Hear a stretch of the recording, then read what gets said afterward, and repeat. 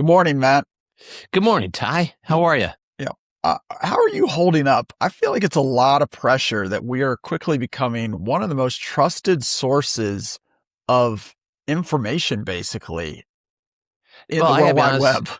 Yeah, no, I'm not. I mean, how am I holding up? I mean, this is the way I've always lived my life, right? People have always kind of looked at me for advice and things like that. So nothing's really changed for me. Okay. Well, I want to make sure you're holding up to the pressure, but I also think it's really important that if we make a mistake on the podcast, we should correct it. Fair enough. Yep. Okay. So the one mistake that was pointed out was Jack Fraccione wants it known that every single time in his entire life that he's been invited camping, he has accepted the invitation.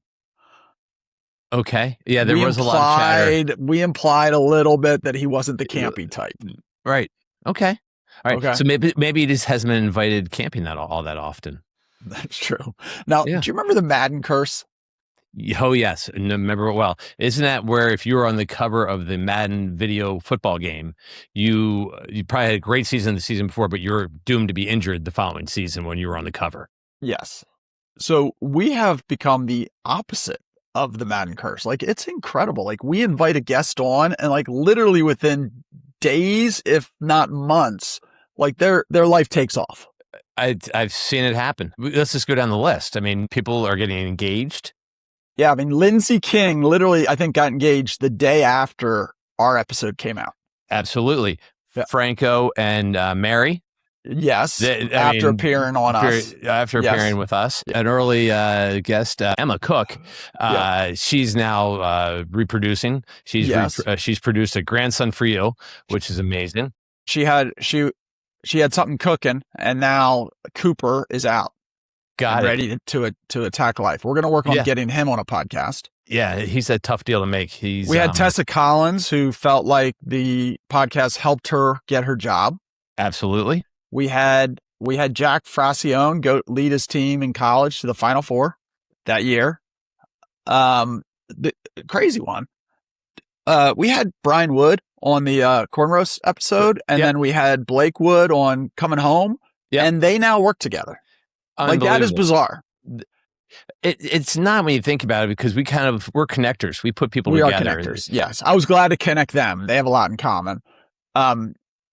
And Blake's friend Nick Manis is now has the contract with the Ravens and University of Maryland. And you got to think that Derrick Henry must have heard the podcast and just marched into the office and said, hey, I want this guy on our team.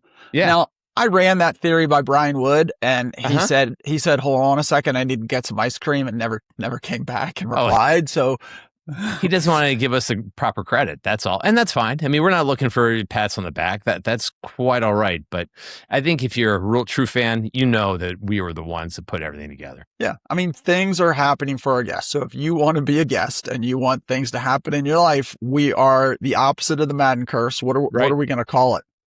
It's the blessing. It's the house call. The house calls blessing. Okay. Yeah. Okay. I think that's really what it is, because it's just another example of us giving back. So the thing I've been thinking about this week, and if we want to get inside my mind to figure out why I was thinking about this week, is it's scary. Okay. The importance of who you surround yourself with. Okay. But I want to talk about the good, the bad, and the ugly. All right. Okay. Do you have any thoughts on this topic? I do. I'm a firm believer that, who you surround yourself really sets your course, your path in life. So, yeah, absolutely. Okay. So you mentioned earlier that you were infatuated with Matt Damon. Have you had a relationship with Matt Damon? You surround yourself with Matt Damon? What's the deal with Matt Damon? No. Earlier, it was Mark Wahlberg, number one. Oh, sorry. Aren't they kind of interchangeable?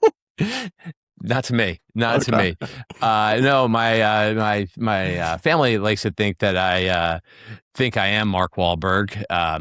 Mark Wahlberg, the actor, not the rapper or Calvin Klein. When you wear just jeans and your T-shirt off, you look like him. I do. It's happened. I've been mistaken before. So Yes. Okay, why does your family think you're like Mark Wahlberg? We need to dive into this. I mean, Oh what my movie, God. what character? Ted, I mean, I love Ted. I Okay. love him and oh my God, in everything, right? He's Okay. but he's lone survivor, any of those. I'm just a fan of his work, fan of his 5 a.m. workouts, fan his message. So I'm gonna let you in on why I started thinking about this, and this goes way back. Is Okay. when I started getting into blogging during the COVID years. I remember those are bad years. Yeah, one of my main things was I divided patients up into two orthopedic populations, and there Okay. was the population that had injuries of activity. We saw Yep. one yesterday on the basketball court, but Yep. where like, I feel like people who hurt themselves or strain something, working out, being active, sports injuries or manual labor injuries do way better than the injuries of inactivity. So that would be like metabolic syndrome, heart disease, diabetes, Right. those types of things, right? I'm sorry. When you say do way better, you mean recovery wise? Recovery wise, have less injury when they are Got it. Okay. injured.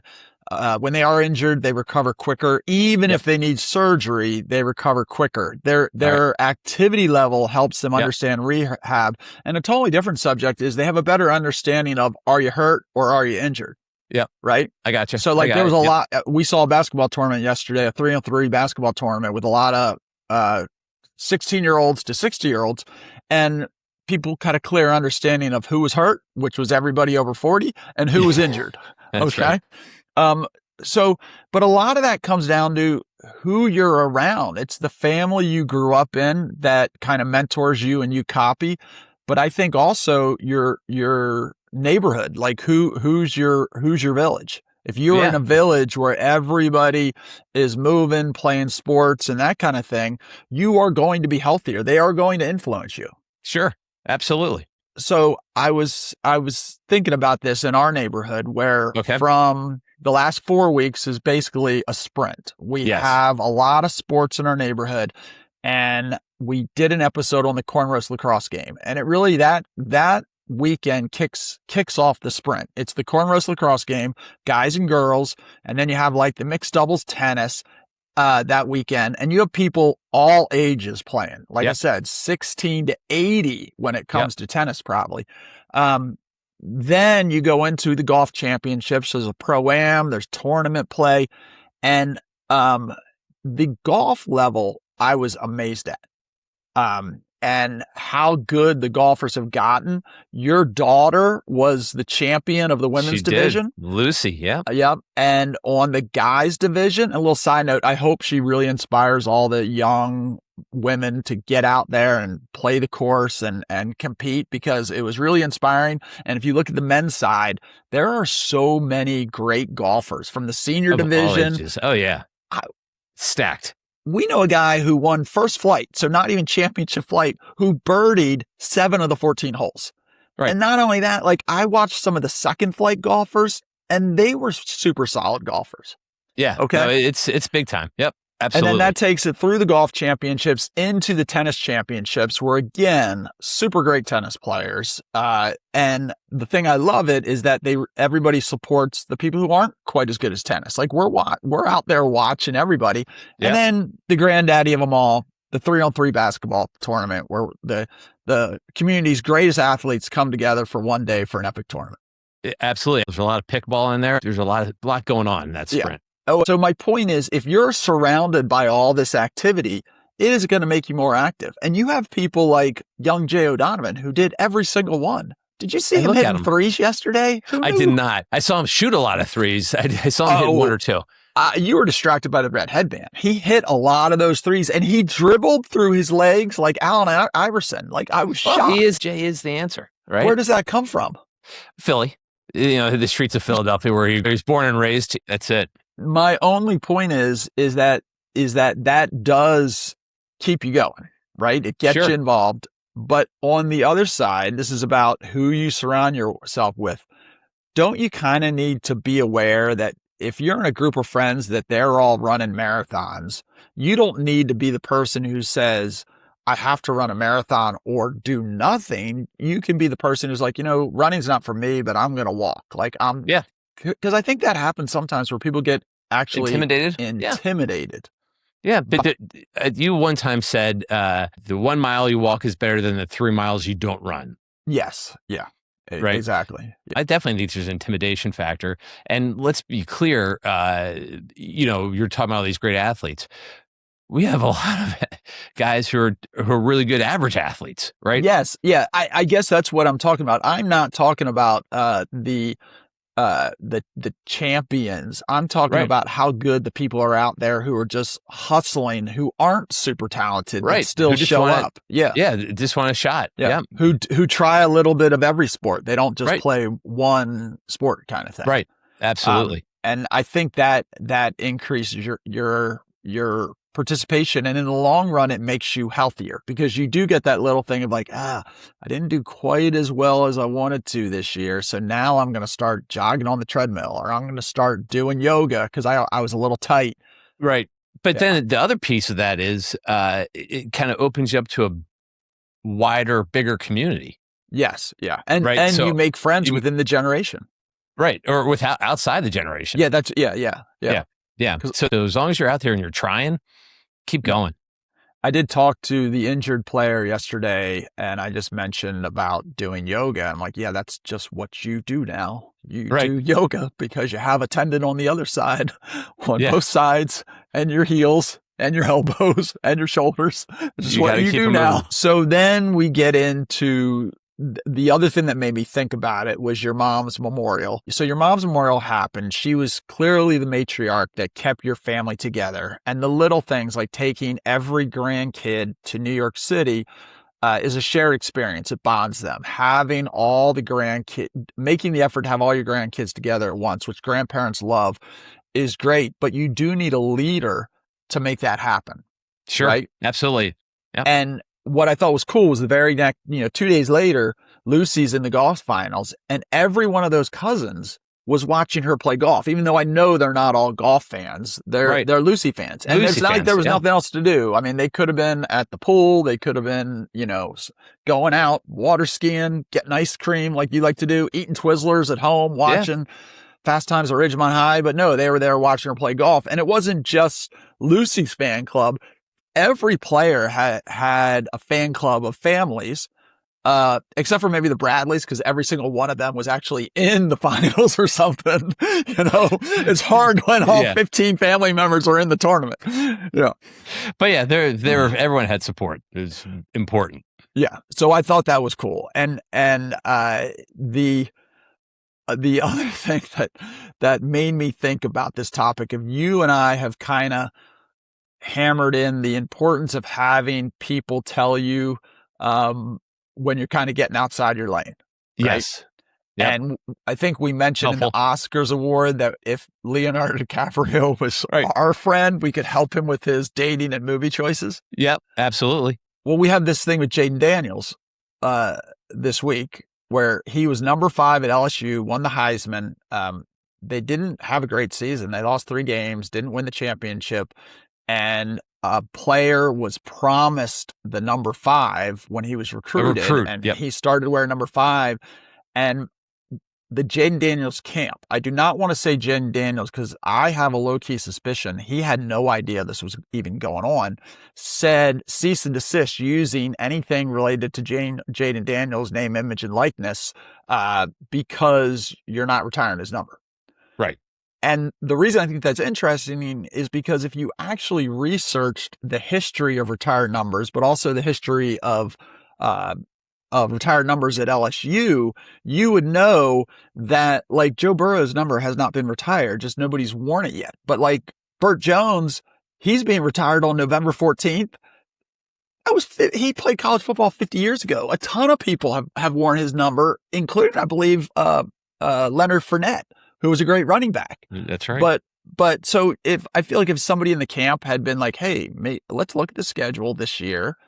who is this Bert Jones guy? Oh, the number 1 draft pick, the 1976 MVP, the person Bill Belichick said was the greatest pure passer of all time, the person that Ernie Accorsi, famous GM, said would have been the greatest football player of all time if he hadn't gotten hurt. So Ernie Accorsi thinks that he would have been better than Lawrence Taylor, Jerry Rice, Jim Brown if he hadn't gotten hurt. So if that guy's number is only being retired 50 years later, I feel like somebody could have been like, hey, Jaden Daniels or whoever in his camp made the decision.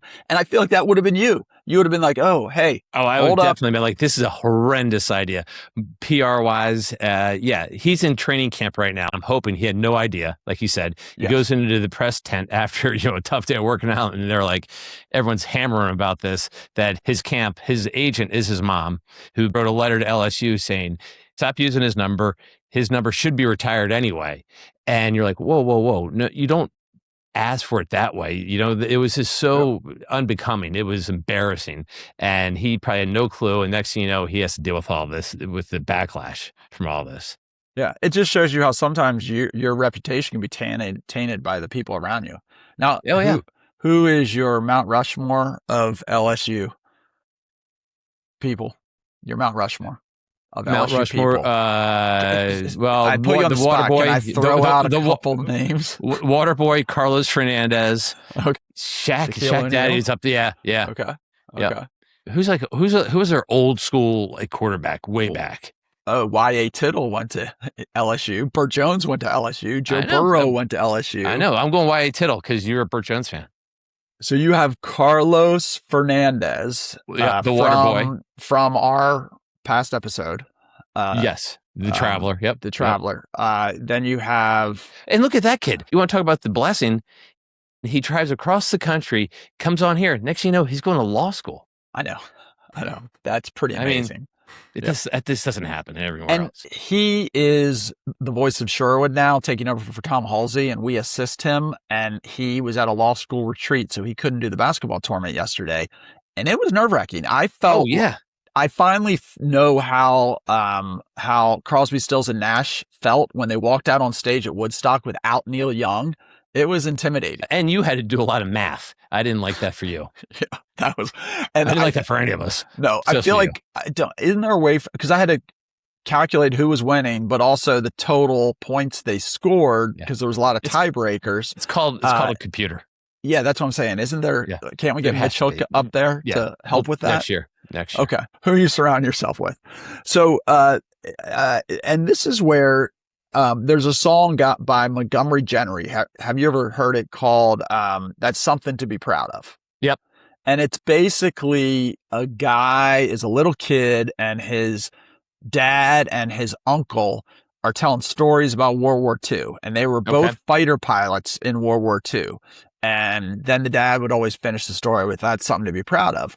And being a fighter pilot in World War II is pretty epic. Well, this guy went off and had different dreams and ended up being a family man. And he's like, but he asked his dad, are you ever disappointed that I didn't do this crazy thing?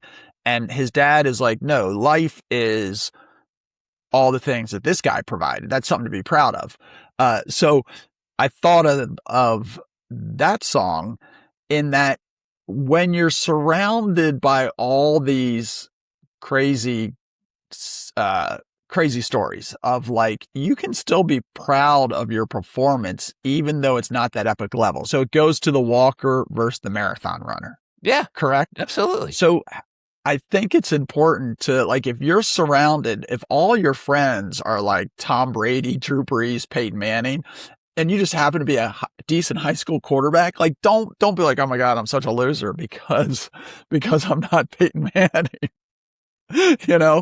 Yeah. And that goes for anything in life. And the reason is I started thinking about that was because I went to the doctor this week, and they did the whole BMI, body mass index, and all this kind of stuff.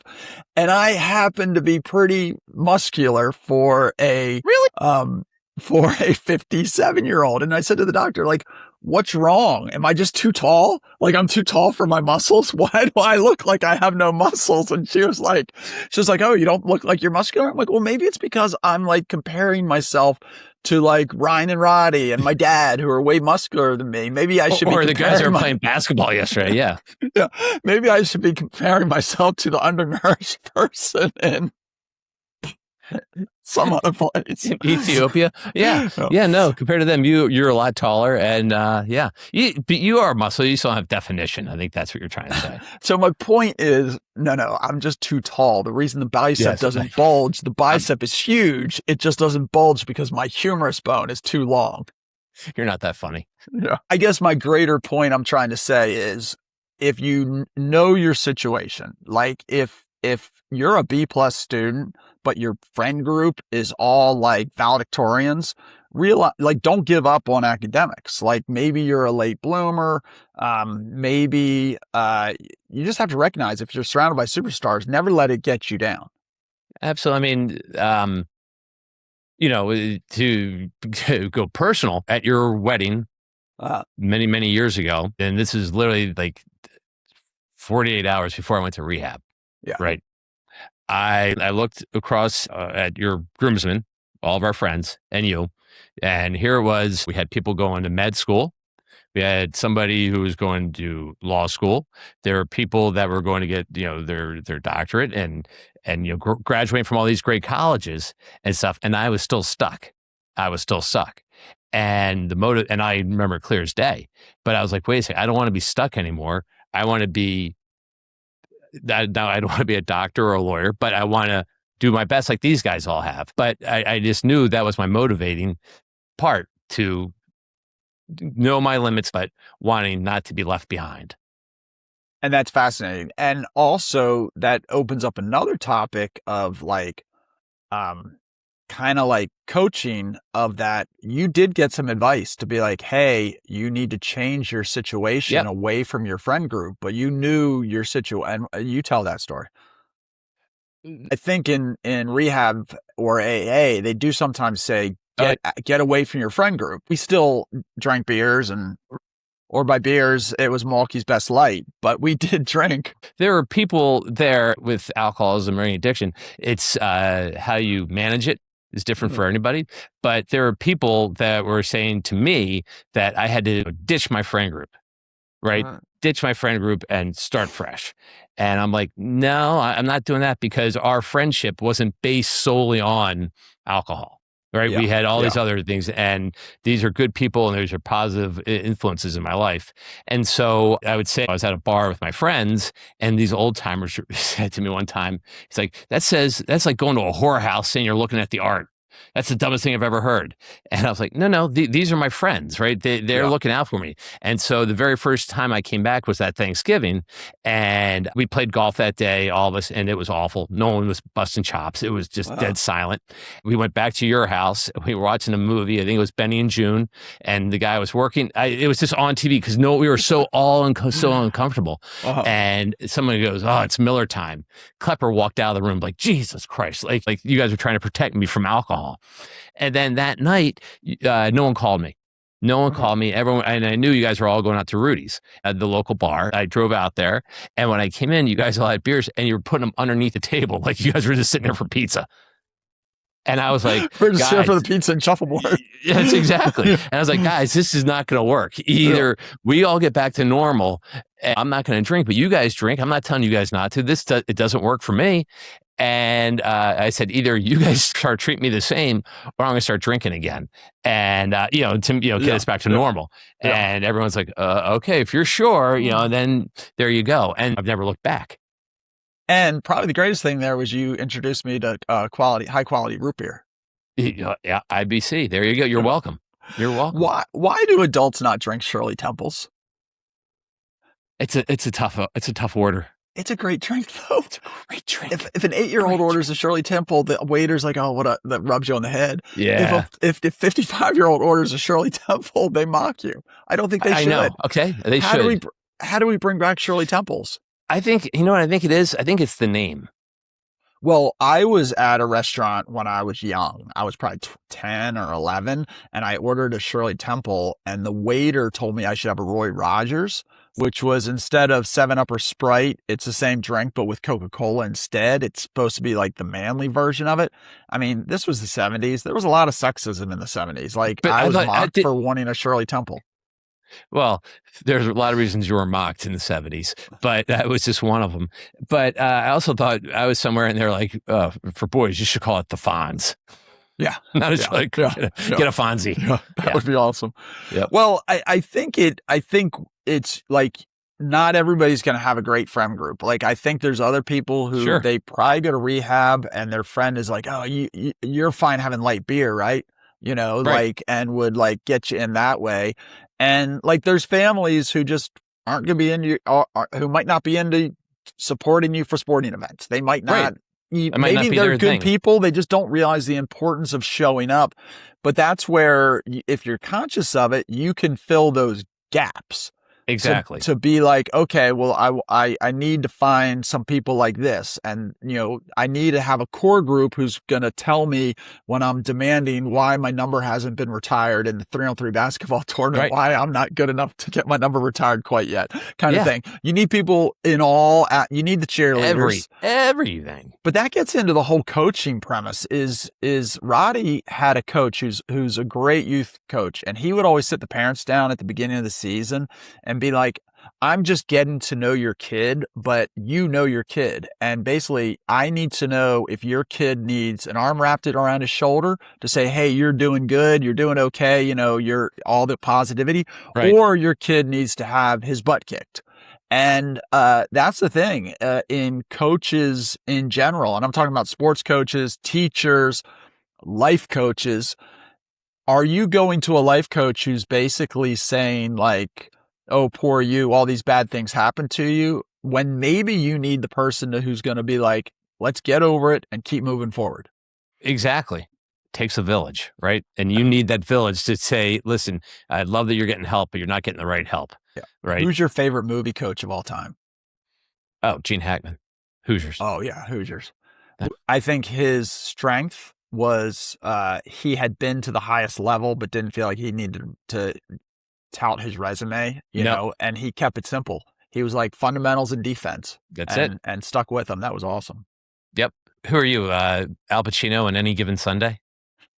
I love his speech, the whole that, and he's talking about like violence and the inches are all around you. But I do think the inches are all around you, the little things that make life better. But mine has to be Mickey. I mean, yeah. But the thing about Mickey, and I thought about this, you know, Mickey Goldblum, I think his last name is. But obviously he came into Rocky's life when Rocky needed a coach.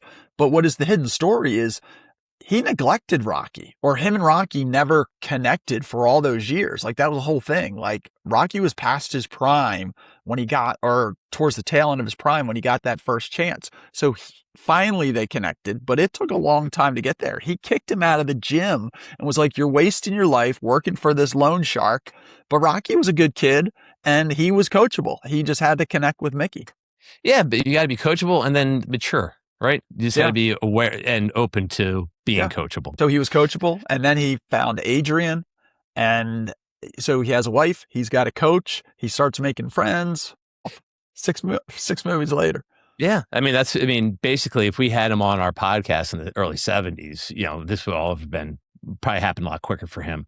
So what would you tell a 17-year-old, like, about who you surround yourself with? Like, you're giving a kid a speech before they go to college or before they're in the working world. So interesting. Molly, youngest, has just recently graduated high school. You know, she and all of her friends are all taking off for college within the next week. And I did to a bunch of her friends. I've written them notes.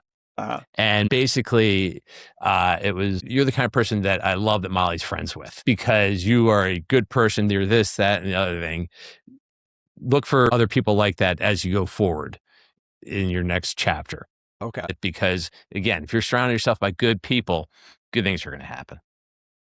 I like it. Yeah. Easy. That's the story. That's the story. That's hit record. Till next time.